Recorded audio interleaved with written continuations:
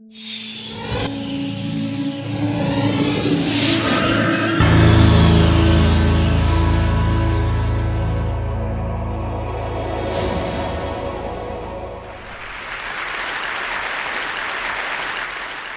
want to talk to you today about prosperity, about our hopes for a shared and lasting prosperity. And not just us, but the 2 billion people worldwide who are still chronically undernourished. And hope actually is at the heart of this.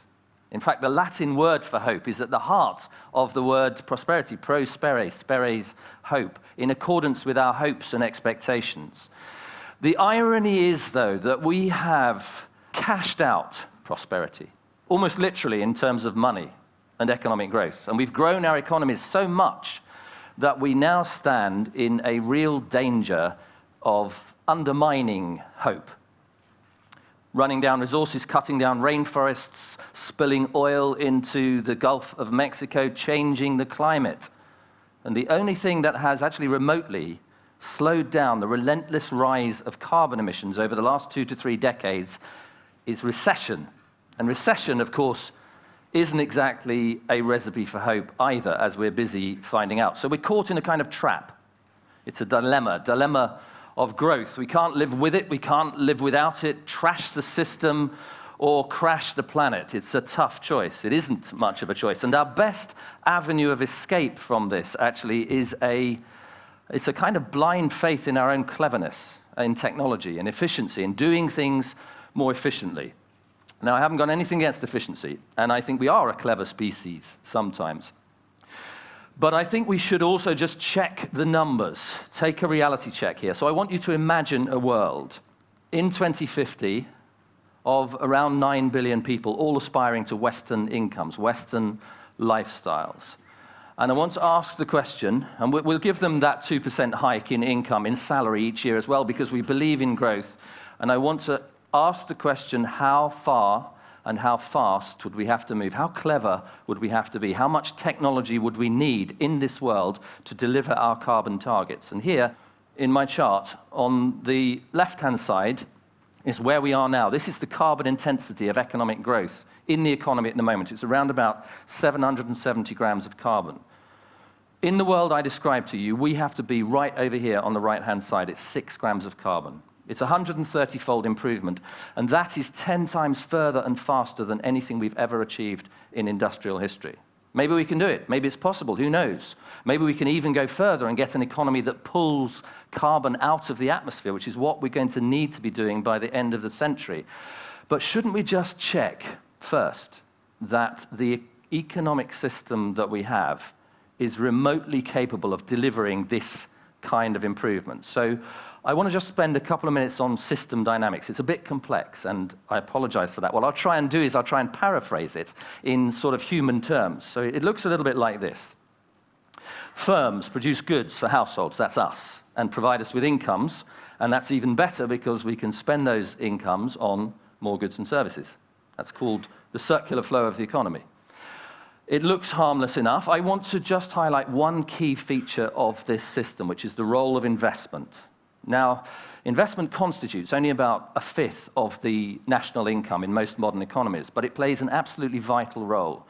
And what it does, essentially, is to stimulate further consumption growth. It does this in a couple of ways, chasing productivity, which drives down prices and encourages us to buy more stuff, but I want to concentrate on the role of investment in seeking out novelty, the production and consumption of novelty. Joseph Schumpeter called this the process of creative destruction. It's a process of the production and reproduction of novelty, continually chasing expanding consumer markets, consumer goods, new consumer goods. And this is where it gets interesting, because it turns out that human beings have something of an appetite for novelty. We love new stuff, new material stuff for sure, but also new ideas, new adventures, new experiences. But the materiality matters too, because in every society that anthropologists have looked at, material stuff operates as a kind of a language of goods, a symbolic language that we use to tell each other stories. Stories, for example, about how important we are, status-driven, conspicuous consumption thrives from the language of novelty. And here, all of a sudden, we have a system that is locking economic structure with social logic. The economic institutions and who we are as people locked together to drive an engine of growth. And this engine is not just economic value, it is pulling material resources relentlessly through the system, driven by our own insatiable appetites, driven, in fact, by a sense of anxiety. Adam Smith, 200 years ago, spoke about our desire for a life without shame. A life without shame. In his day, what that meant was a linen shirt. And today, well, you still need the shirt, but you need the hybrid car, the HD TV, 2 holidays a year in the sun, the netbook, an iPad, the list goes on. An almost inexhaustible supply of goods driven by this anxiety. And even if we don't want them, we need to buy them, because if we don't buy them, the system crashes. And to stop it crashing, over the last 2 to 3 decades, we've expanded the money supply, expanded credit and debt so that people can keep buying stuff. And of course, that expansion was deeply implicated in the crisis. But this, I just want to show you some data here. This is what it looks like, essentially, this credit and debt system, just for the UK. This was the last 15 years before the crash. And you can see there, consumer debt rose dramatically. It was above the GDP for 3 years in a row just before the crisis. And in the meantime, personal savings absolutely plummeted. The savings ratio, net savings, were below 0 in the middle of 2008, just before the crash. This is people expanding debt, drawing down their savings just to stay in the game.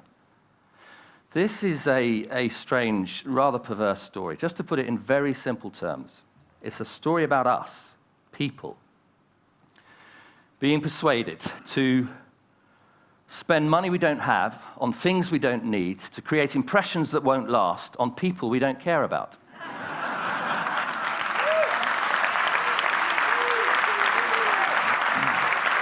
But before we consign ourselves to despair, maybe we should just go back and say, did we get this right? Is this really how people are? Is this really how economists behave? And almost straight away, we actually run up against a couple of anomalies. The first one is in the crisis itself. In the crisis, in the recession, what do people want to do?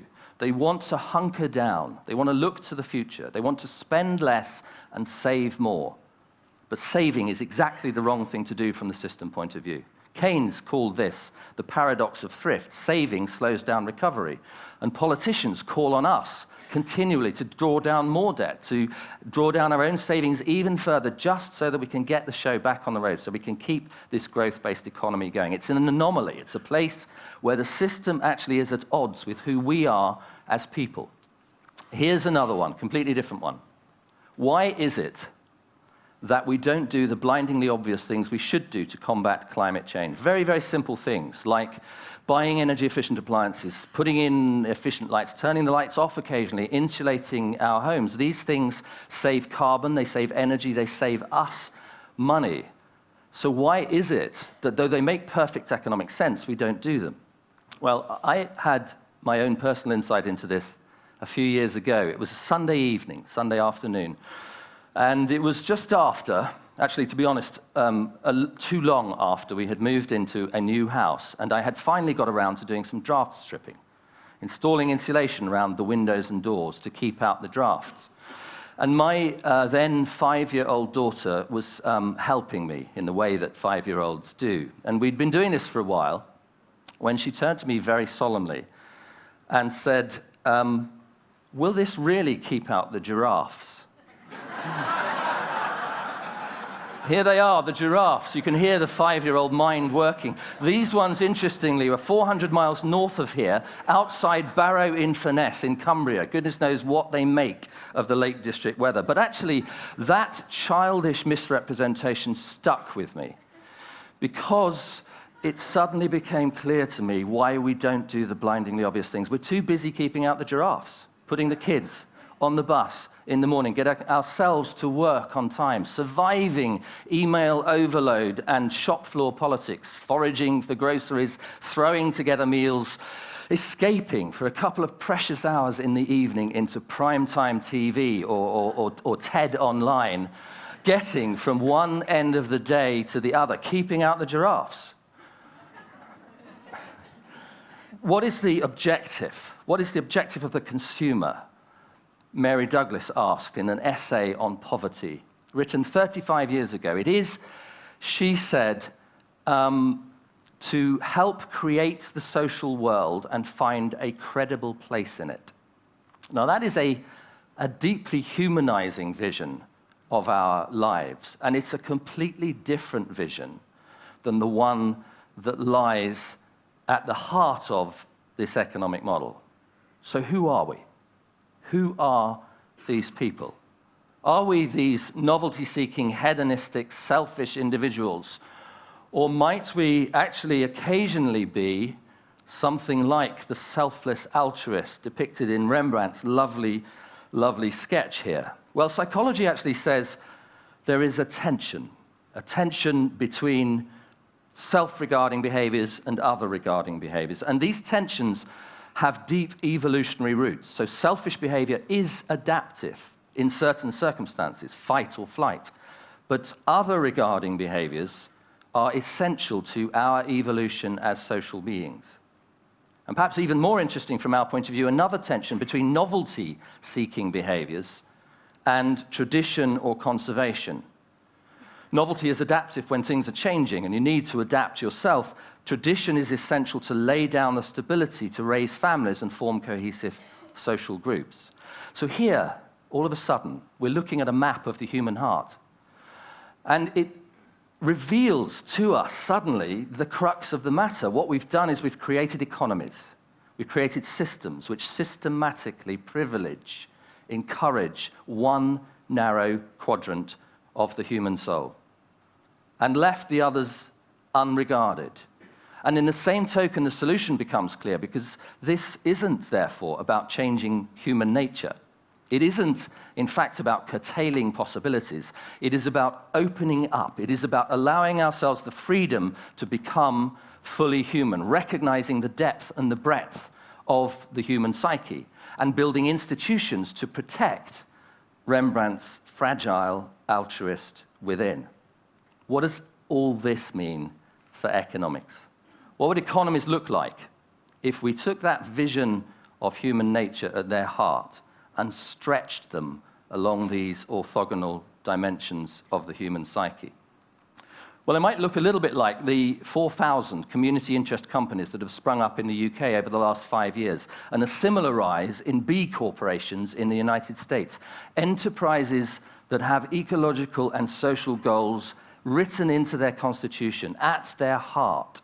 Companies, in fact, like this one, Ecosia, and I just want to very quickly show you this. Ecosia is an internet search engine. Internet search engines work by drawing revenues from sponsored links that appear when you do a search, and Ecosia works in pretty much the same way. So we can do that here. We can just put in a little search term. There you go, Oxford, that's where we are. See what comes up. The difference with Ecosia, though, is that in Ecosia's case, it draws the revenues in the same way, but it allocates 80% of those revenues to a rainforest protection project in the Amazon, and we're going to do it. We're just going to click on Nature Jobs UK. In case anyone out there is looking for a job in the recession, that's the page to go to. And what happened then was that the sponsor gave revenues to Ecosia, and Ecosia is giving 80% of those revenues to a rainforest protection project. It's taking profits from one place and allocating them into the protection of ecological resources. It's a different kind of enterprise for a new economy. It's a form, if you like, of ecological altruism. If perhaps something along those lines. Maybe it's that, whatever it is, whatever this new economy is, what we need the economy to do, in fact, is to put investment back into the heart of the model, to reconceive investment. Only now, investment isn't going to be about the relentless and mindless pursuit of consumption growth. Investment has to be a different beast. Investment has to be, in the new economy, protecting and nurturing the ecological assets on which our future depends. It has to be about transition. It has to be investing in low-carbon technologies and infrastructures. We have to invest, in fact, in the idea of a meaningful prosperity, providing capabilities for people to flourish. And of course, this task has material dimensions. It would be nonsense to talk about people flourishing if they didn't have food, clothing, and shelter. But it's also clear that prosperity goes beyond this. It has social and psychological aims.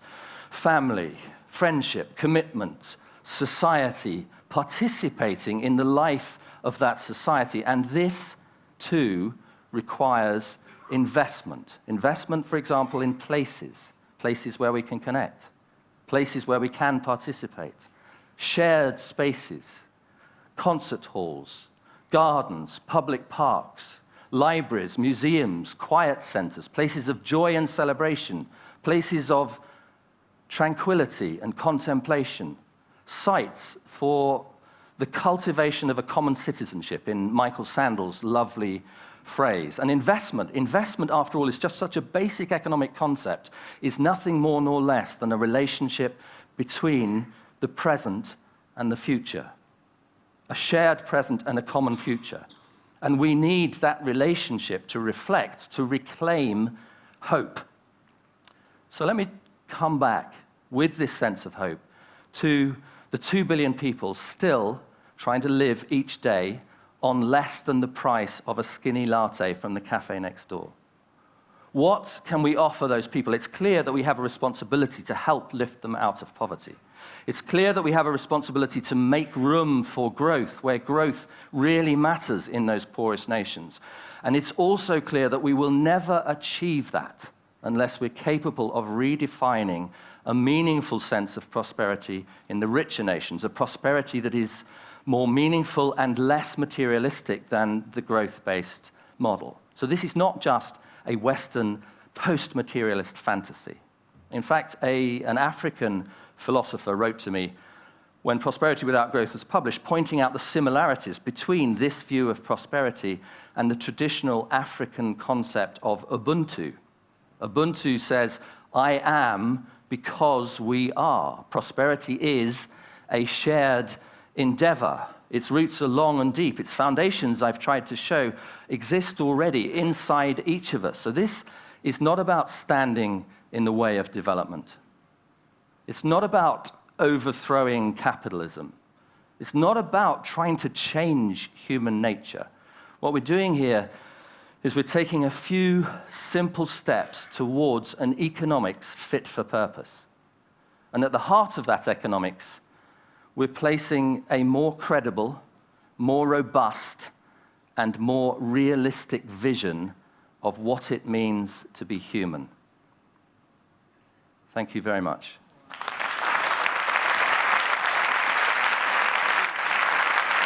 While they're taking the podium away, just a quick question. I mean, first of all, economists aren't supposed to be inspiring, so you may need to work on the tone a little. Can you picture the politicians ever buying into this? I mean, can you picture a politician standing up in Britain saying, GDP fell 2% this year, good news, we're actually all happier and our country is more beautiful and our lives are better? Well, that's clearly not what you're doing. You're not making news out of things falling down. You're making news out of the things that tell you that we're flourishing. Can I picture politicians doing it? Actually, I already am seeing a little bit of it. When we first started this kind of work, politicians would stand up, Treasury spokesmen would stand up and accuse us of wanting to go back and live in caves. And actually, in the period through which we've been working over the last 18 years, partly because of the financial crisis and a little bit of humility in the profession of economics, actually people are engaging in this issue in all sorts of countries around the world. But is it mainly politicians who are going to have to get their act together, or is it going to be more just civil society and companies? It has to be companies, it has to be civil society, but it has to have political leadership. This is a kind of agenda which actually politicians themselves are kind of caught in that